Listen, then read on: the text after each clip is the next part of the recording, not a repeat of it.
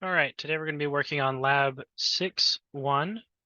And so for that, to start off, we're going to go ahead and create a workbook, and we're going to call it user-supplier match. We'll go ahead and save that down, and we're going to change our sheet 1 to users. And then we're going to create a new sheet and call it suppliers.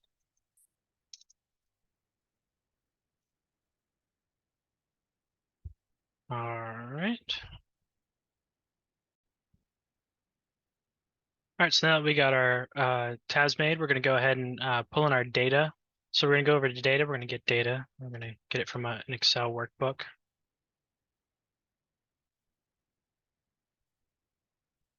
And we're going to go into the current audit file. We're going to take user listing, import. We're going to do users. Then we're going to click load. And it brought it in. So it actually brought it in on a new sheet. So we're going to go and get rid of that and just change this over to users. All right. And now we're going to do the same thing with suppliers.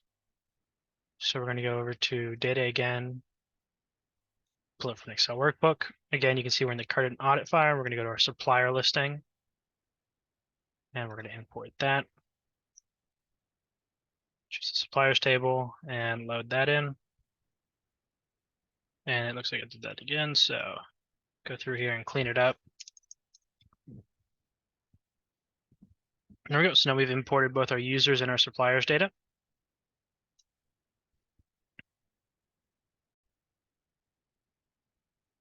All right, so now what we're going to do is we're going to check our supplier listing to see if there are any suppliers that have PO boxes. So very easily, we're just going to go to text filters. We're going to go to contains, and then we're just going to type in box.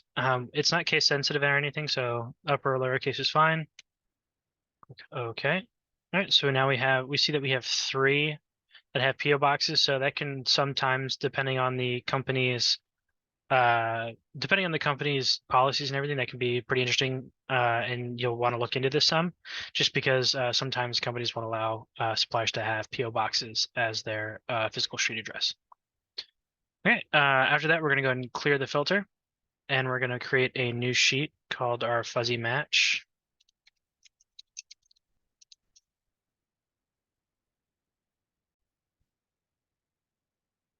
All right, so now that we have our new page, we're going to come up here to fit our fuzzy lookup, and we're going to choose our fuzzy lookup. And then we have here users and suppliers. All right, and then what we are going to choose, and I'm actually going to draw this out here. We want user physical street address 1 and supplier physical street address 1, and we're going to bind those together. And then we're going to choose our user physical street zip postal code and our supplier physical street zip, and we're going to bind those together. And so those are the things that we're going to be looking for between the 2 tables. All right, so now we have these. We're just going to hit go. It's going to run our fuzzy match. Go. All right.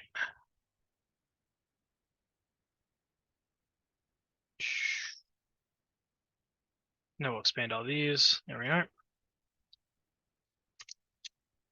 And we're going to go ahead and select everything we have here. Oh, looks like we didn't select everything.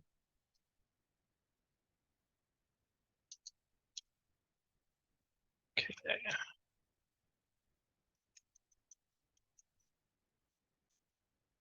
There.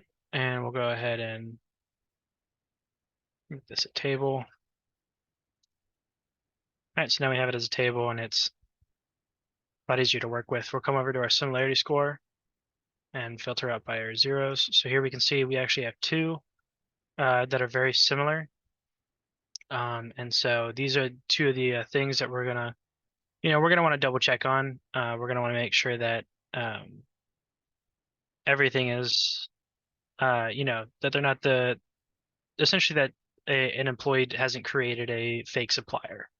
We're checking by zip code.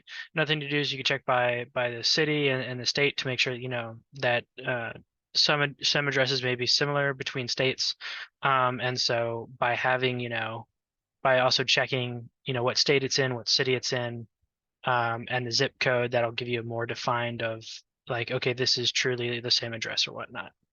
Okay, and that should be the end of our Excel portion. So we're going to move over to our idea portion next.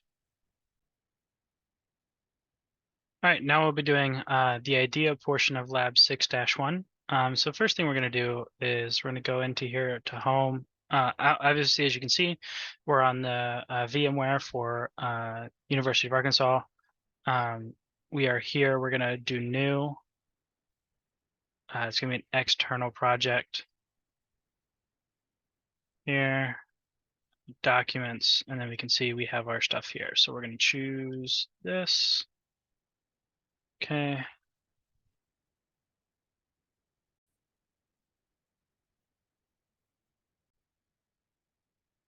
All right, now that we have the folder, we're just going to click OK.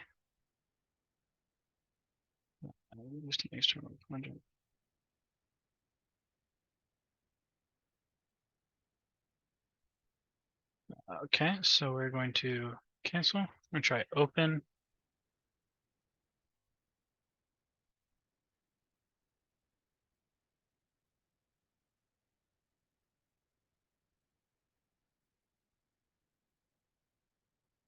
And there we go. All right, so now we see all the information in here for that. All right, so what we're going to do now that we have our data imported, we're going to open up our supplier listing. Okay, and then we're going to do a search. So we're going to go over to data and search right here. And again, we're going to look for box. And we're going to extend this out. All right, supplier physical street address 1. And then we're going to click OK. And then we can see down here that we have our 3 that we saw before in Excel. That records number 17, 91, and 104 all have a PO box or have box within their physical street address.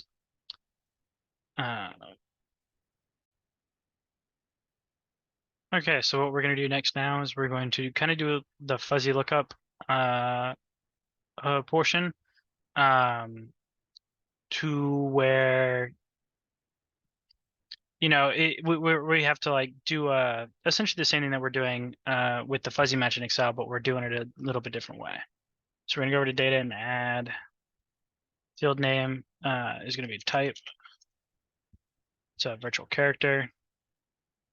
The length is 20, and then the parameter is going to be supplier.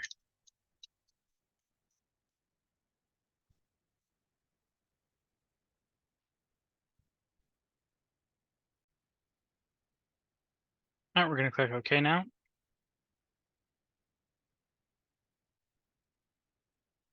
Oh. Okay. One moment. Okay, let's try this again. There we go. It looks like we were using the wrong symbol there instead of quotes. All right. And now we're going to go over to our user listing. Now we're going to do the same thing again. Type virtual character with 20. And the parameter is going to be,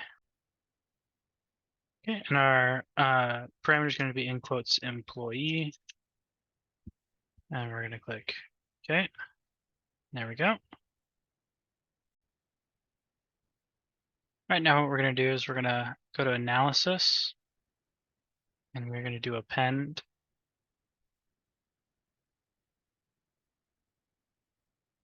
And the append database, and we're going to click on supplier. I'm going to click OK. And there we have our appended databases.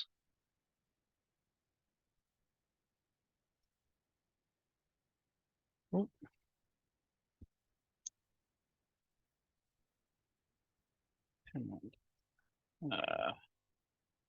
Interesting. There we go. Mm. All right, next we're going to actually add in the data because as we saw before and as we see right now, we've appended them, but we haven't added the data in. So we're going to go over to data and add, and the field name is going to be combo address virtual character with the length being 100. And we're actually going to go ahead and click on our equation editor here because it's going to make it a lot easier to create our equation and make sure we don't have any typos. Right, so we're going to choose this, and then we're going to do plus. Then we're going to go up to our user physical street address. And just kind of like what we were doing before with the fuzzy matchup. These are what we're looking for that matched. We're going to click validate and exit, and then we should just click OK.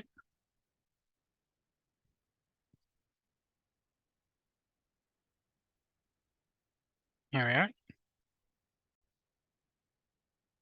All right, now that we have our combo address column here, we're going to go over to our analysis, our duplicate key. I'm going to click on fuzzy. It's going to bring us here. So we want fuzzy matches. We're going to leave it where it is right there. And our criteria is going to be the combo address.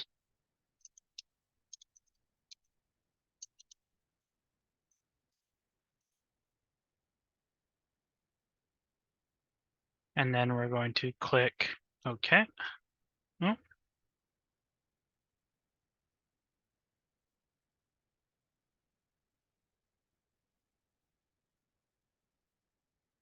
One moment. Sorry about that. So we actually want to go ahead and get rid of that. And what we're going to do is we're actually going to go over to our key. We're going to click on combo address. We're going to click add and click OK. And then we should click OK here. Should run.